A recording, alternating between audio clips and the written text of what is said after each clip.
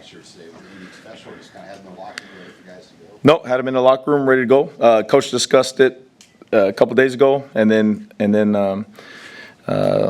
we decided to give them, who to give them out to, and then Coach said it this morning if we were ready to do it, and they were in their lockers hanging up. So it was really neat to watch them come out the gates with them. You could see the excitement in their eyes, and they knew what it was about. I actually threatened some of them like, hey, you don't act right. You have your regular jersey there standing on the sideline, so we'll switch that out real quick. That's a special deal around here, and we want to make sure that we uphold it the right way. There was 12 today. Cam got the extra one from last year, coming in here doing, and everything he's done in the offseason, the summer, fall, felt like he was a guy who had earned one as well. So the other 11 are just the 11 that are at the top? Yep. The 11 stars, and again, that's not just the 11 at the top of the depth chart. Those guys went back and looked at all the stuff that they had done, mat drills, if they were on the black, if they were black shirt in the off-season stuff, and then you go through the summer, the elite list and all those things like that. It gets real tricky in there, but yes, it was the 11 starters this one. Yeah. What's been the challenge of getting ready for this UTEP offense, which you will mention, going in a lot of different spots for film study and all that? Yeah, you can see it especially when they play the FCS opponents, the FBS opponents. They play to win. You see all the formations, you see the tempo, you see they go for it a lot on fourth down. You can see it in the play calling, very aggressive. They got a lot of trick plays. They'll run some fakes on you. They keep you on your toes with the PAT field goal block, with all the stuff they do there. So they make you work. They make you prepare. So they're fun to watch on tape, and it'll be a great challenge this week. What gives you confidence in Buford at that one corner spot? You said the versatility he's given you too. Yeah. Different spots. Yeah, he's a veteran. Number one, when he came back towards the end of last year, you saw him play, and obviously you saw the maturity, you saw the experience, you saw the playmaker in him, and then just throughout the course of Bly being hurt and some of those other young guys, I thought Coach Butler did a great job of moving guys around in there at corner. Between Jeremiah, him, Sierre, Malcolm going back and forth, cross-training some guys, Larry Tarver coming on, did a really nice job of making sure guys got meaningful reps, so that way we can put guys in there. So just felt like right now you go with the 5 DBs that you feel are the most experienced and that can play, and you couldn't keep them off the field. So that don't mean you won't see them at safety as well. Again, all those guys are interchangeable.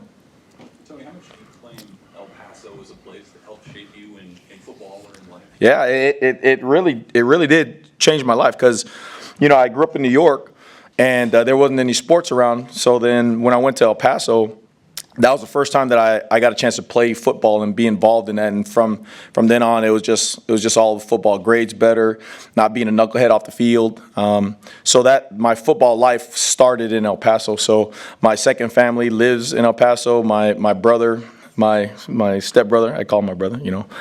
He's like works for the athletic department, the district, and so still got a lot of friends over there. So it's a special place in Mark. Coach Rule had mentioned yesterday, week 1 and 2 games are often won and lost defensively because of tackling. Yep. Why is that? Is it more so in week 1 and 2? Maybe why not? Yeah, you saw that a lot in the games I watched. I watched the New Mexico game, saw that, and then saw the Georgia Tech Florida State game. You saw a lot of missed tackles. Just the speed of the game, guys getting used to the speed and seeing somebody different and all that stuff. And of course you get the butterflies in the stomach, and it's under the lights and it's real. But that's why the focus is always on us and making sure that we take care of our business. Making sure that we emphasize tackling from the first thing we do all the time. And putting those guys in position to make sure that they are tackling, that they are aware of what they're doing in practice. So that way, as Coach said today, you put in all this work so that you can go out there and be confident in what you're going to do on Saturday. So. How has the tackling prevent that, especially in the scrimmages?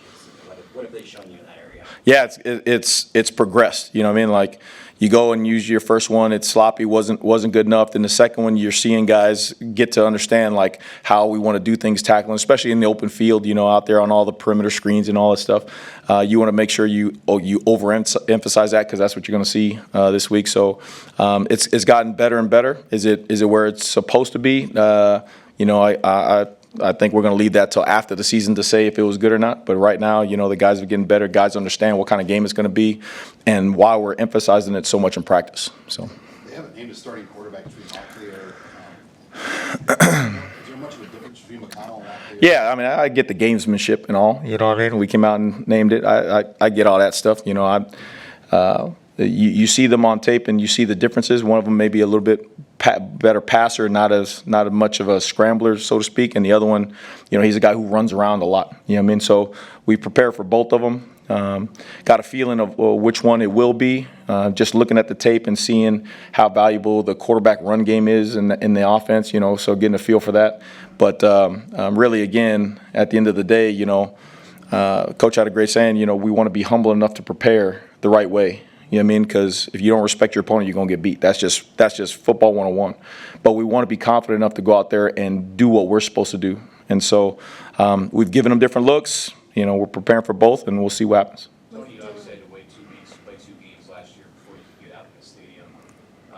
What do you think it does for the energy that you guys can generate on defense to actually begin the season out here in front of your fans? Oh, I think it's going to be electric. I mean, you know, again, I think being in Nebraska, you hear about the greatest fan base and that kind of stuff, and it's just kind of words in the air. But it truly, like, I mean, spring games, 66,000 plus. We weren't getting that when I was at Arizona State in games. You know what I mean? Like, we weren't getting that in Syracuse. Like, we were not getting that. That was not happening. You know what I mean? And so to see 90,000 first game of the year, I think it's going to be electric. And the guys feel it. They know. I mean, you feel it in the air.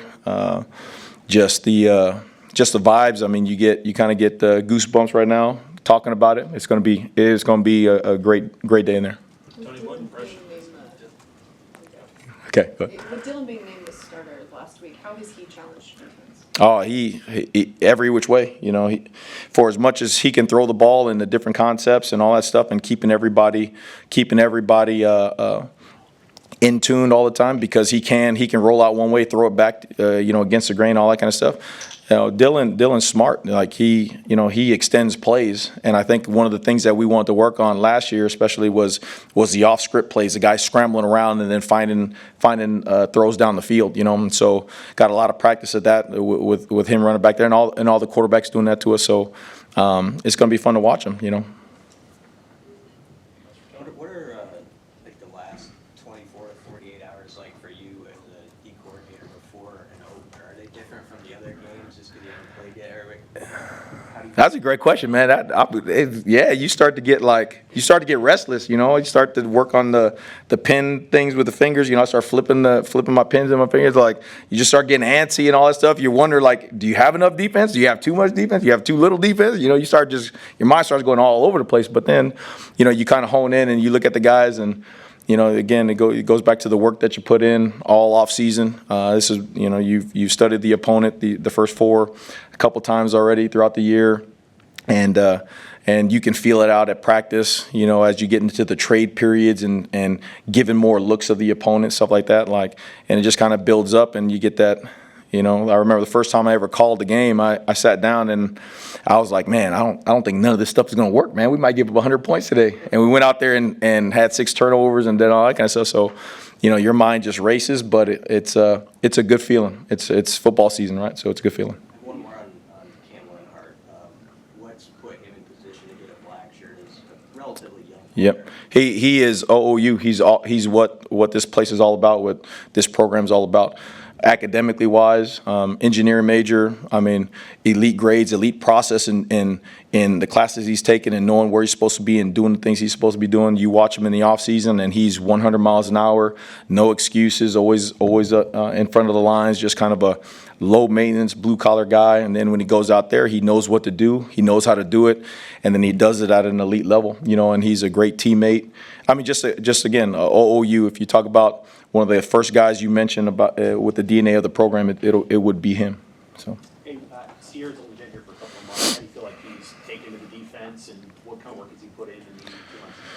Yeah, I mean that's the program. He's put in a lot of work, especially to catch up to the guys and all that stuff. And he's done a nice job, still growing, still understanding the way things are done here and the way things were done at his old place are completely different, right? And one of the things about Sierra is he was told, and I think it's coming to fruition, is that when you come here, you're going to be the best version of yourself. You're going to be the most accountable version of yourself, the biggest, strongest, fastest version of yourself. And then we're going to hold you accountable on the grass, because I remember recruiting him in high school, and he was one of the top athletes in the country. You know what I mean? And so we've messed up that process along the way at his first wherever he was, and then now it's like kind of like a restart for him. And it's fun to watch him understand, like, okay, this place is different, the standards, the accountability. Hey, if I'm supposed to be at a certain weight, if I'm supposed to be at a certain hydration, if I'm supposed to be wherever I'm supposed to be ready to go, like, it's just different. And it's fun to watch young men see it and really take to it. So I know you guys think a lot of Tom Bill's athleticism. Where does Sierra compare if he's at his top peak athleticism? Oh, I mean, they're different players. Tommy is super athletic, and you don't realize how big he is. He could be 210 pounds doing the stuff he does, which is ridiculous. Sierra's about 180, 185, twitchy, little twitchier, little smaller. So different in that regards, but still you got two guys who are elite talents. Where's your green dot helmets?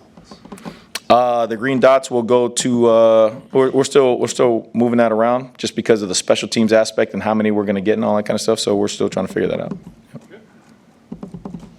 Thank you.